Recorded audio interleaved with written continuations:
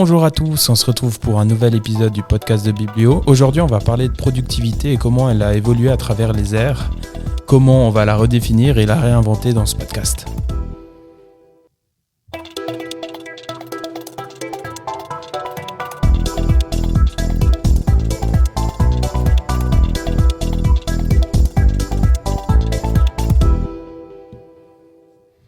Bonjour à tous et bonjour à toi Robin, comment vas-tu ? Bonjour Colm, je vais très bien, merci. Toi aussi, j'espère.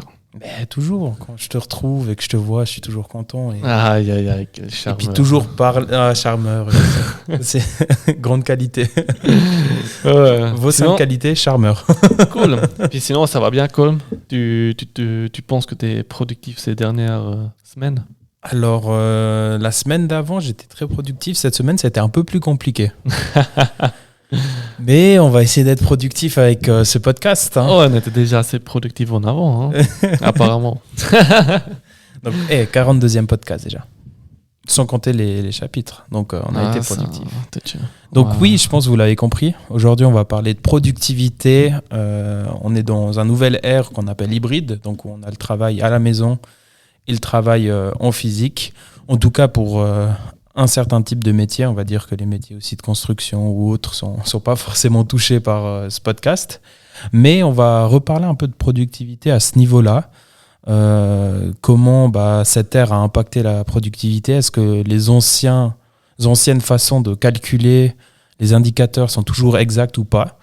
Et puis finalement, on va essayer de vous donner 3-4 indicateurs que nous, on pense importants à inclure dans votre calcul de la productivité de vos équipes et de votre entreprise. Clairement. Donc, déjà, avant qu'on a réfléchi pour faire podcast, on a dit que oui, le sujet productif, je pense qu'on n'a pas beaucoup fait des podcasts sur ça ou des sujets. Il y a peut-être certains petits trucs qui pourraient rentrer dans le sujet global de productivité. Mais je pense que ça commence à beaucoup changer ces derniers temps. Justement aussi, on va parler après de justement la productivité. Maintenant que tu as le home office, quoi. Alors tous ces modèles hybrides que tu travailles peut-être 2 jours à la maison et puis le reste de la semaine, tu travailles dans l'entreprise. Donc il y a assez je pense qu'il y a assez beaucoup qui marche là en fait, qui se passait en fait. Ouais. En tout cas, il y a assez de contenu à parler sur ce podcast. Ouais. Donc on va pas faire trop long, je pense. On va commencer tout de suite. Peut-être au niveau de la productivité, à savoir comment on calculait la productivité avant, et même maintenant même comment on la calcule. Je dirais qu'il y a 2 notions qui sont croisées dans les recherches, souvent croisées dans les recherches. Je vais pas dire toujours parce qu'on va dire il y a certaines recherches qui vont faire leur propre façon, etc. Donc, il y a les données qui sont fournies par les collaborateurs. Donc, toi, tu fais une auto-évaluation et puis tu la transmets à ton employeur qui va dire « Ok, par rapport à ça, je vais le croiser avec ». La deuxième partie, c'est les données sur l'activité des travailleurs. Celle-ci, c'est la plus connue. Hein. C'est le nombre de mails envoyés, le nombre de minutes passées au bureau, combien de téléphones tu as fait aujourd'hui. Bref, c'est la notion c'est un peu des nombre, hard facts, etc. on peut dire, les facts, démontrer les preuves aussi. Hein. Voilà, ce qui est factuel. Et donc ensuite, on les croise. Et par rapport aux réponses données par le collaborateur et aux résultats qui sont montrés, on va dire, sur le papier, quelles sont finalement la productivité du collaborateur. Et c'est comme ça, dans les recherches, qu'on arrive plus ou moins à définir la notion de productivité qui est déjà assez vague. Donc, on a également aussi mis 2 exemples dedans qu'on va parler un peu. Comme ça, on peut voir un peu. C'est des études qui ont été menées une fois par Microsoft. Et puis l'autre étude, c'était fait de Stanford. Et puis, Colm, raconte-nous une fois vite, peut-être l'étude de Microsoft. Qu'est-ce qu'ils ont fait? Puis comment, qu'est-ce qui est vraiment la conclusion de cette étude? Déjà, le premier point, c'est que... En fait, quand on est rentré dans cette ère hybride et que les gens ont commencé à travailler de manière en télétravail de manière plus conséquente, on va dire, c'était déjà quelque chose qui était dans les mœurs, mais maintenant c'est devenu vraiment habituel. Il y a beaucoup de personnes et d'entreprises, je dis bien d'individus et d'entreprises, qui ont été étonnés des résultats parce que ça a été quand même positif, les gens se sentaient productifs, ils étaient étonnés de leur capacité à travailler à la maison. Donc ça, c'est un point qui est déjà intéressant. On en a déjà parlé aussi dans un autre podcast où justement on parlait de la productivité en home office. Je sais pas si productivité, on avait déjà fait un petit talk dessus. Mais maintenant, c'est intéressant parce qu'on a un peu plus de recul pour pouvoir en parler et on revient petit à petit à la normale. Enfin, croise les doigts. Pas qu'on se reprenne une vague. Parce ça va être jamais comme à l'époque. Quoi. Voilà. Mais du coup, on a déjà été assez étonnés. Et souvent, les indicateurs qui étaient faits pour réaliser toutes ces évaluations. Donc, je dis bien les évaluations avant... j'ai pas envie de dire avant le Covid. Avant, on va dire, ces dernières années, c'était surtout sur, par exemple, c'est des exemples. Il y en a une dizaine, quinzaine. Et les plus connus, et il me semble que c'est ce qui revient le plus, c'est par exemple la présence des employés, l'utilité de vos talents. Est-ce que votre talent est bien utilisé ? Est-ce que vous êtes dans le bon domaine, etc. La gestion des tâches et des priorités. La qualité du travail fourni et l'esprit d'initiative. Ça, c'était par exemple des indicateurs qui étaient utilisés pour ces études. Et Microsoft, ils ont réalisé une étude plus précise sur justement 30 000 personnes. Et ça a été un petit peu après la première et deuxième vague donc du Covid-19. Et en fait, ils ont réalisé cette étude sur 30 000 collaborateurs, dont différents secteurs, parce que ça c'est aussi important à prendre en compte. Selon les secteurs, on n'a pas le même type de productivité. On va dire si on est dans un métier plus créatif, plus commercial, ça ne va pas être les mêmes données qui vont être évaluées par rapport à un développeur. Donc, eux, ils ont fait... Donc, une des grands points, c'était les développeurs. Ils ont réalisé en fait que le nombre de fonctionnalités qui étaient enregistrées par un développeur avait augmenté de 1,5% par heure. Et que le temps de concentration moyen, il avait augmenté de 6%. C'est-à-dire que les gens étaient plus focus et leur productivité par heure était décuplée. Ouais. Après, ils sont allés un peu plus loin et ils ont réalisé des études sur est-ce que les gens travaillaient plus, est-ce que les gens travaillaient moins et comment ils se sentaient au travail. Et ils se rendent compte finalement que même si on voit que les chiffres sont positifs, ils ne disent pas tout. Parce que dans cette étude, ils arrivent aussi à dire que près de la moitié des employés, donc 49%, de Microsoft, ils ont déclaré travailler plus longtemps. Donc c'est déjà une notion à prendre. Et seulement 9% ont déclaré travailler moins. Et ensuite, ils ont pris aussi une étude mondiale qui a été réalisée à l'externe de Microsoft. Et qu'un an après la pandémie, il y avait 50,4% des gens qui ont déclaré se sentir surchargés au travail. Et 39% se sont dit épuisés. Donc pour te dire que par rapport aux chiffres, on voit qu'il y a une meilleure productivité, un meilleur temps de concentration. On a aussi des chiffres qui montrent que les gens se sentent fatigués et épuisés et que c'est des surcharges de travail qui sont conséquentes. Mais ça, c'est un exemple. Ouais, c'est une bonne question. En fait, est-ce que la productivité est liée à la fatigue ou justement à ces facteurs, quoi? Ouais, c'est des bons points et il faut bien spécifier que ça a été basé justement sur ce croisement de recherche entre évaluation personnelle du collaborateur et les chiffres qui ont été donnés. Mm-hmm. Donc, un exemple, toi, tu en as un autre aussi, Robin ? Ouais, j'en ai une autre étude que j'ai trouvée de Stanford, en fait. Donc, moi, je ne sais pas quand a été faite l'étude. Si c'était avant Covid, pendant le Covid ou même, après on ne peut pas encore dire, mais pendant. Donc, un exemple d'étude réalisée par Stanford, c'était aussi, ils ont eu 16 000 travailleurs, aucune idée sur quel domaine, quoi que ce soit, parce que c'est des facteurs, comme tu l'as dit, qui jouent un certain rôle. Mais ils ont fait ça, en fait, pendant 9 mois, et puis ils ont vu que le travail domicile à la maison, la productivité a augmenté de 13%, en fait. Donc, je trouve que c'est quand même un chiffre assez puissant, quoi. Ouais, c'est fou. Si nous, on arrive à dire aujourd'hui, si on a une entreprise et puis tu arrives à augmenter la productivité de 13%, c'est déjà... Ouais. Ça serait pas mal.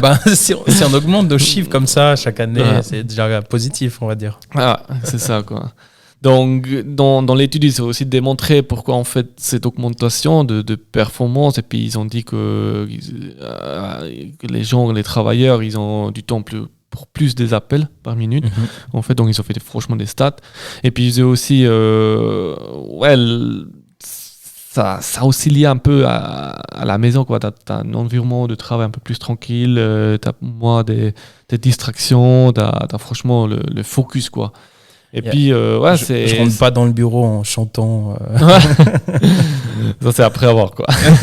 Mais ils ont aussi dit qu'il y a eu moins des pauses aussi. Donc ça, c'est aussi intéressant. Est-ce que tu travailles à la maison moins des pauses ou plutôt la pause à la maison, que tu travailles pendant que tu travailles, tu prends le café ou je sais pas quoi. Ça, surtout que tu enchaînes les téléphones, quoi. Je sais pas si... En tout cas, moi, quand j'étais sur Teams, et je me rappelle, j'avais meeting sur meeting, tac, tac, j'avais 1 minute pour changer. Donc, effectivement, au niveau des rendez-vous, je me rappelle, c'était un nombre de rendez-vous qui s'enchaînaient beaucoup plus que quand on devait se déplacer, etc. Ouais. Puis en même temps, l'étude a démontré qu'il y a eu moins des jours de maladie. Mm-hmm. Donc, est-ce que c'est parce que peut-être on est une entreprise avec 300 personnes et puis il y a que peut-être certains sont malades et puis ça, c'est une grippe qui se passe ou des trucs comme ça.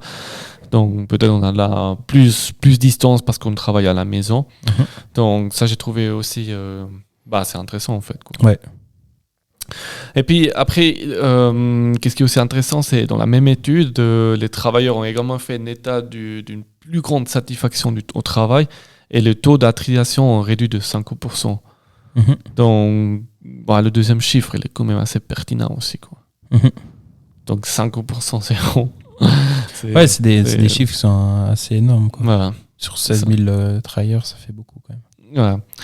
Après, il y a 77% de ces gens qui sont travaillés à la maison. Ça veut dire pas qu'ils ont travaillé 100% à la maison, peut-être que quelques jours. Peut-être ça aussi à préciser. Démontrer qu'ils ont fait une augmentation de productivité et puis ils ont fait 30% plus de travail de moins de temps. Ouais. Et puis 24%, ils ont fait plus de travail, mais en même temps, quoi. Ok, dans le même laps de temps. Ouais, exactement. Puis ça, c'est une étude qui était aussi faite par Connect Solutions. Ouais. Ça, c'est pour la source. Toujours sourcé. C'est intéressant et c'est surtout bien pour notre podcast parce que finalement, on voit qu'on a 2 études qui n'ont pas forcément les mêmes résultats. C'est ça, ouais. Et qui ont pourtant quand même un nombre assez satisfaisant de personnes, 30 000 personnes ou 16 000 personnes, c'est quand même un nombre qui est intéressant. Ouais, puis justement, comme tu dis, ça dépend quand tu fais les études, ça dépend des facteurs, ça dépend aussi peut-être culturel, quoi. Voilà. Peut-être à des cultures que tu travailles moins productives à la maison que des autres, quoi. Tu vois, c'est tellement flou aussi, en même temps. C'est assez important que l'individu soit à l'aise et puis on sait que l'individu il évolue aussi par rapport à où il a grandi, son genre, toutes ces attributions, toutes ces étiquettes, elles vont influencer son comportement et comment il va être dans son environnement de travail hybride, quoi. Ouais. Donc ce que je trouve surtout intéressant, c'est qu'il y a aussi des chiffres qui sont drastiques, qui sont assez gros, donc des 50%, des 49%, etc. Et en fait, toutes ces études, elles ont été peut-être basées sur des indicateurs. On a vu le nombre de téléphones, le nombre de mails, le nombre de jours de travail. Ouais. Et est-ce que pendant cette ère hybride, il y a quand même des choses, il faut le dire, hein, il y a du positif comme du négatif, il y a des avantages comme des désavantages. Et vu que cette ère hybride devient un nécessaire en entreprise, on va dire maintenant, je ne pense pas qu'un collaborateur puisse se dire... si, bien sûr, c'est possible, mais on va dire il y a quand même une envie des gens de rester 1-2 jours, voire plus, selon les personnes à la maison, donc faire du télétravail. Comment on peut dire que les mêmes indicateurs doivent être viables dans cette situation ? Ça, je pense que c'est quand même faux. Maintenant, il faut vraiment changer d'indicateur pour prendre en compte que le travail hybride, il change quand même drastiquement notre façon de travailler. Oui, bien sûr, c'est notre façon de travailler, donc il y a des autres facteurs décisifs qu'il faut prendre, quoi. Ouais. Je pense que c'est comme dans tous les champs de la vie, s'il y a des trucs qui s'évoluent, on ne peut pas rester sur des schémas anciens, quoi. Donc on arrive à la fin de l'année déjà, donc il y aura les... Tu me fais peur, là.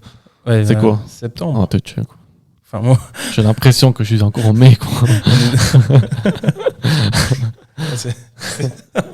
Non, mais du coup, on arrive en fin d'année et puis il faudra commencer à préparer les rendez-vous annuels avec ses collaborateurs. Ah, j'ai pensé, tu penses déjà d'acheter des cadeaux et tout ça.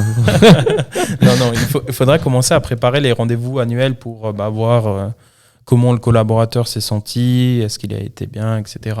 Mais aussi pour évaluer sa productivité, parce que on n'est pas là pour dire il ne faut pas calculer la productivité. Pour nous, c'est des choses qui sont très importantes. C'est aussi business is business, comme on dit. Mais ça va être très important de prendre certains nouveaux facteurs pour vos prochains rendez-vous et pour vos prochaines rencontres avec vos collaborateurs, les one-to-one et les surveys que vous allez faire. Le premier élément qu'on veut vous proposer de prendre en compte dans comment, on va dire, dans ce nouvel ère hybride, comment utiliser de nouvelles solutions, de nouveaux indicateurs pour calculer la productivité de vos collaborateurs, c'est le bien-être. Est-ce que tu veux en parler, Robin, ou je m'en occupe ? Je peux déjà commencer un petit peu là. Ah, vas-y. Ouais, on verra quoi. Donc... T'as l'air bien, toi. Ouais, c'est la challenge de la journée, quoi. Non, mais je fais un peu en freestyle, quoi. Donc, le bien-être, c'est un facteur, on a aussi déjà parlé plusieurs fois dans les autres podcasts, donc je pense que c'est un facteur qui devient de plus en plus important à considérer, pas seulement pour la productivité, mais aussi dans l'ensemble de l'entreprise, quoi. Est-ce que les gens ou les personnes qui travaillent sont vraiment, ils se sentent à l'aise, est-ce que... il y a de nouveau plein de facteurs qui jouent. Est-ce que l'environnement de travail est bien? On a déjà parlé aussi de micromanagement. Est-ce que quel management on atteint, quoi? Donc, dans le travail à distance, il y a, c'est aussi une question parce que si en tant que manager, on a des personnes qui travaillent à la maison, c'est des fois dur à avoir du contact avec eux. Tu vois? Donc, c'est assez dur aussi de prendre cette feeling et puis de dire est-ce que tu te sens vraiment à l'aise, est-ce que ça vient, est-ce que tu as des problèmes ou quoi que ce soit. Donc bien sûr il faut trouver aussi un système de avoir cette feedback ou cette approche de dire écoute, moi je te vois pas dans le bureau, je te vois que sur l'écran peut-être pendant la journée 20 minutes, quoi, parce qu'on a une séance. Donc je pense que si on veut vraiment mettre le facteur là-dedans bien-être, il faut vraiment aussi trouver la manière d'approcher ces gens pour avoir cette feedback de sa part, quoi. C'était bien. C'était bravo, Robin. Mais je pense qu'il y a un élément qui est aussi important à mettre en avant, c'est comme on a dit juste avant, c'est que l'astuce pour que ça marche, le travail hybride et que le bien-être soit fait, c'est qu'on prenne en compte chaque individu. Donc, dans une équipe de 5-6, c'est plus facile. Donc, ça sera plutôt du management d'équipe, on va dire. Chaque individu a sa façon d'aborder sa culture, etc., sa façon d'aborder son travail à distance. C'est ça. Et donc, il faut prendre le temps de discuter juste de quelle façon on aborde le travail à distance. Est-ce que pour moi, je ne me mettais pas 3 rendez-vous de suite, etc. Et puis, dans une étude sur le cerveau, ça j'ai bien trouvé intéressant, c'est que ils expliquent que prendre 5 minutes de pause et sortir, prendre l'air, etc. entre chaque rendez-vous, ça réduisait drastiquement le stress des personnes. Et il y a un point que je trouve qui est intéressant, c'est que si pour une personne, justement le travail, quand on travaille à distance, un des points qui est hyper à l'aise, c'est au niveau du temps, de sa gestion du temps. Si une personne dit ok, moi quand je travaille à distance, mon objectif c'est d'emmener mes enfants à l'école, etc. Donc je commence à 9h30. Cette flexibilité, elle va vraiment être importante dans l'aspect bien-être. Ouais, surtout la flexibilité, c'est aussi quelque chose que les personnes ils cherchent plus en plus, quoi. Donc ils cherchent vraiment aussi des endroits de travail où j'arrive à jouer avec mes heures, quoi. Donc c'est pas seulement de 7h à 5h le soir, donc on arrive à jouer plus en plus aussi avec les heures, quoi. Après ça dépend un peu les entreprises, quoi. Donc comme j'ai dit, prochain meeting quand vous jugerez la productivité, essayez de trouver la situation. Est-ce que votre collaborateur, votre employé, votre membre de l'équipe a une bonne situation, il se sent bien dans son environnement de travail, et ça vous donnera un indicateur de plus pour calculer sa productivité. Deuxième point, et je pense que moi c'est le point qui me fait le plus plaisir, c'est l'aspect collaboration et connexion sociale. Ouais, surtout toi. Moi je te vois déjà chaque jour au bureau là. Je suis étonnant. Mais je pense que une des principales raisons pourquoi les collaborateurs, les équipes, elles veulent revenir au bureau, c'est pour reprendre le temps de discuter, de recréer des connexions sociales. Là, j'ai eu un événement la semaine passée qui était superbe. C'était avec des membres d'un consortium qu'on avait travaillé ensemble depuis 9 mois. On était en digital, on travaillait ensemble, etc. Et puis après 9 mois, tu les retrouves, tu les vois en vrai. La relation, elle change complètement. C'est fou. Ouais, je peux imaginer, quoi. Et du coup, en fait, c'est trop bien. Et puis le fait de revenir au bureau, ça fait 1 année et demie qu'on est dans cette période je sais même plus, j'arrête de compter, mais ça fait des années maintenant qu'on est dans une période où effectivement le travail en équipe et en privé, ça a été impacté.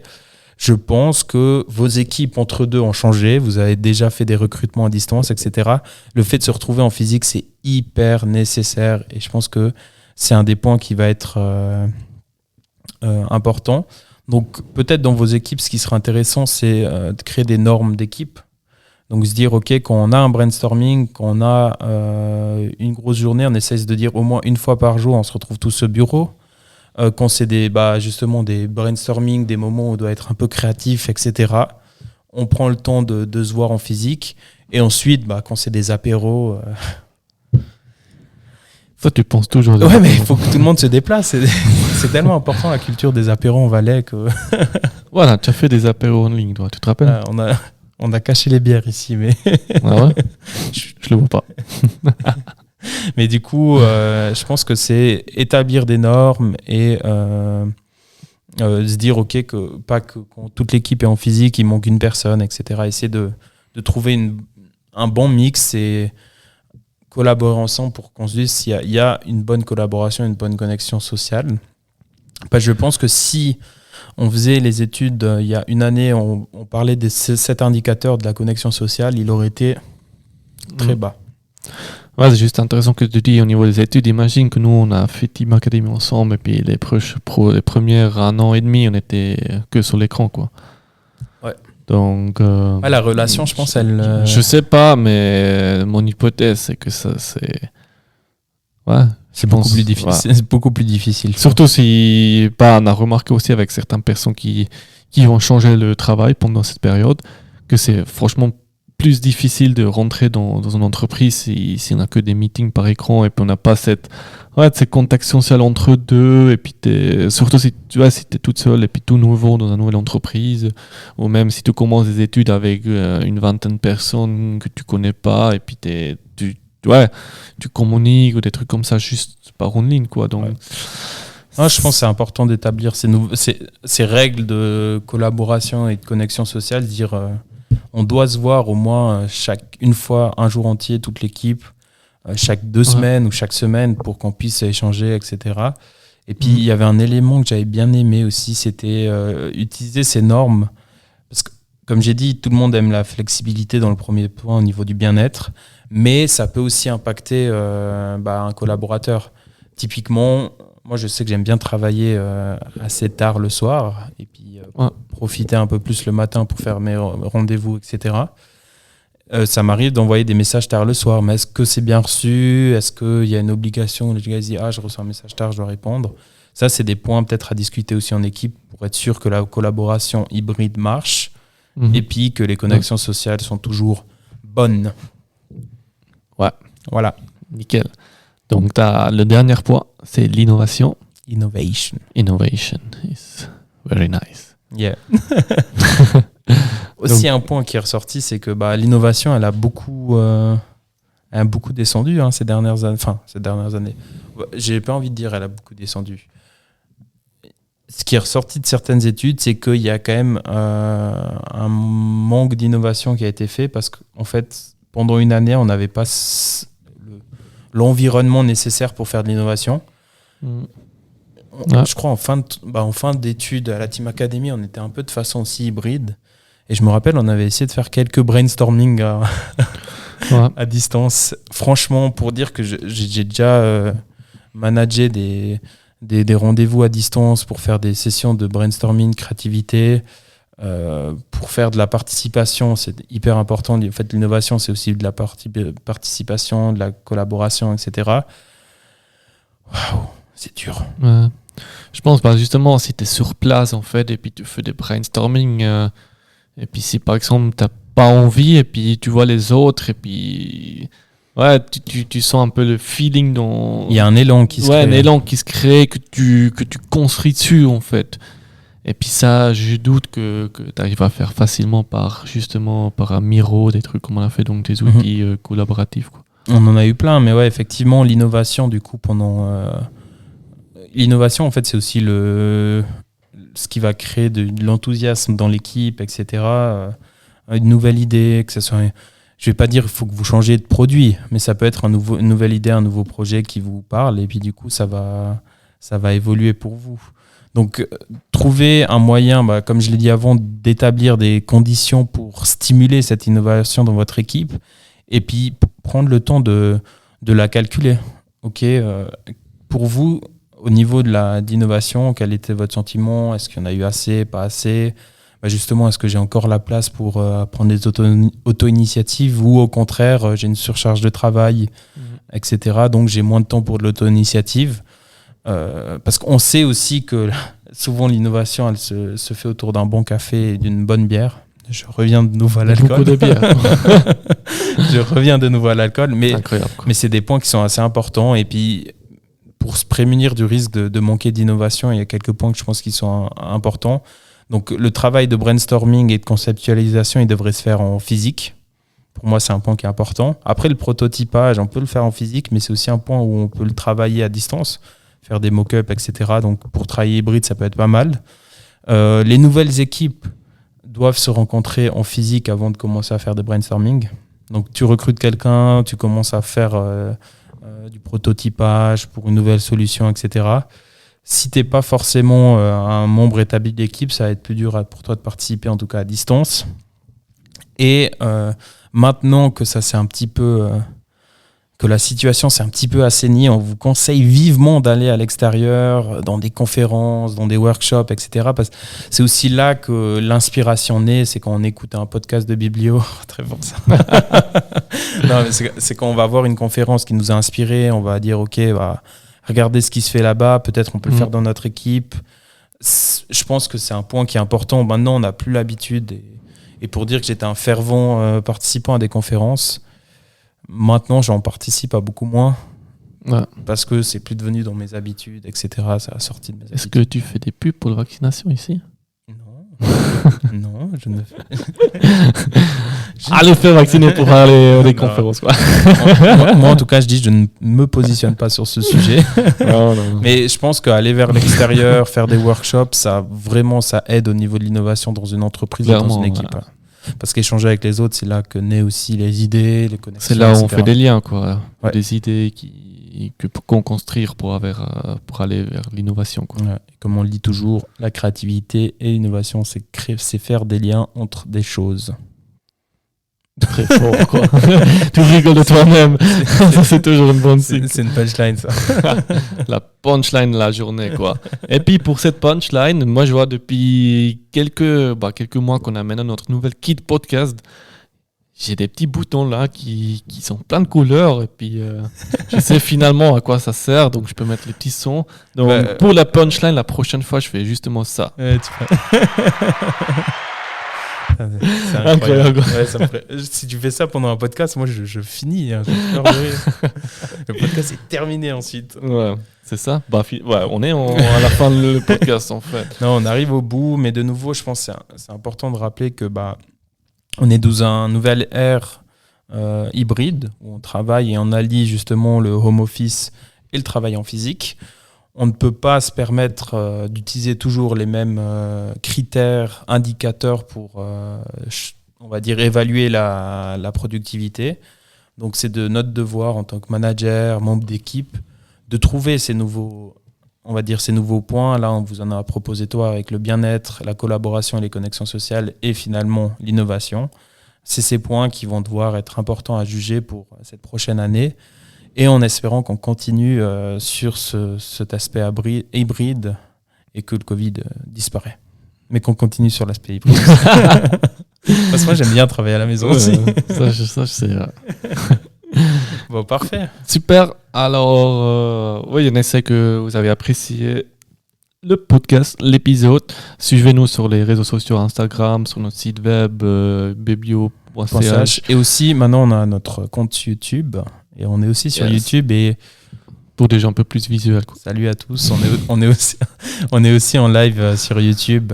Enfin, en live. On publie les épisodes sur YouTube. Ouais. Donc, pour ceux qui nous écoutent, qui sont quand même plus nombreux, n'hésitez pas à venir voir un petit peu nos visages sur même s'ils sont sur les images de promotion. Mais venez nous voir sur YouTube, c'est aussi fun. Et puis, on essaie de partager des contenus qui sont cool et qui vous plaisent. Voilà. Yes. Alors, à la prochaine épisode. Ciao, ciao.